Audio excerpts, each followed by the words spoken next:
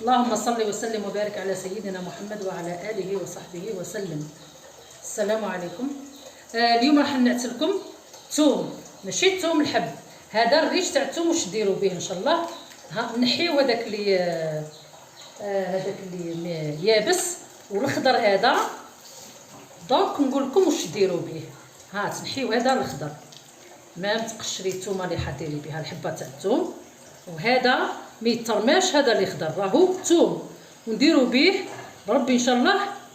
ندير ثوم بودره كما قلت لكم. نجيب هكا حبه تاع، نجيب الثوم هكذا، نحي لها هذا، ونحي لها هذا اللي هذا الاحمر، هذا اللي يكون يابس هكذا، هذا نرميه، هذاك نرميه. وهذا اللي ابيض هذا راهو ثوم، هذا اللي طري راهو ثوم، هذا نحطو في البلاطو تاع الفرن تاع الكويزينيير.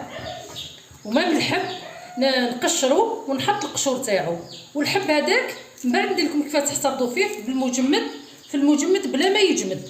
كي تجبديه تلقاه فخي، الثوم هذاك تاعك فخي، تخدمي به كيما تحبيها. الثوم نحيو له هادو، هذه الكسبه بصح هذه نرميوها، هذه يابسه نرميوها. ها الكسبه هذه اللي داخل نرميوها. هذا الشيء اللي الصفر ثاني نحيوه ونطيشوه ونحطوه ان شاء الله في الفرن. كيما تشوفوا دركا هاني قصيت هذوك الاجزاء، غير الاجزاء الطريه هذيك، لي بيضه لي خضراء كامل، ونحطوه بربي في الفرن يشيح بربي ان شاء الله مليح، ونرجع لكم نحطوه. وهذه هي خلاصه الثوم اللي درناه، هذوك الاوراق والخضراء والطريه هذيك. كما قلت لكم لازم تكون طريه.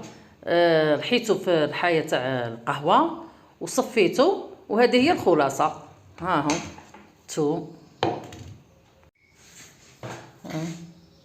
ثوم بودره، الرائحه تاعو ولا اروع، خير على اللي يتباع ورخيص وحاجه مضمونه درتيها في دارك، خير على هذاك اللي نشريوه والله ما عملنا لا كان ثوم ولا واش هو، ولا حاطين ليكستري تاع الثوم ولا. ها يعني حاجه رائعه، حاجه طبيعيه 100%. جربوه ما تندموش بربي ان شاء الله، راكم تكونوا فريمون ساتيسفير.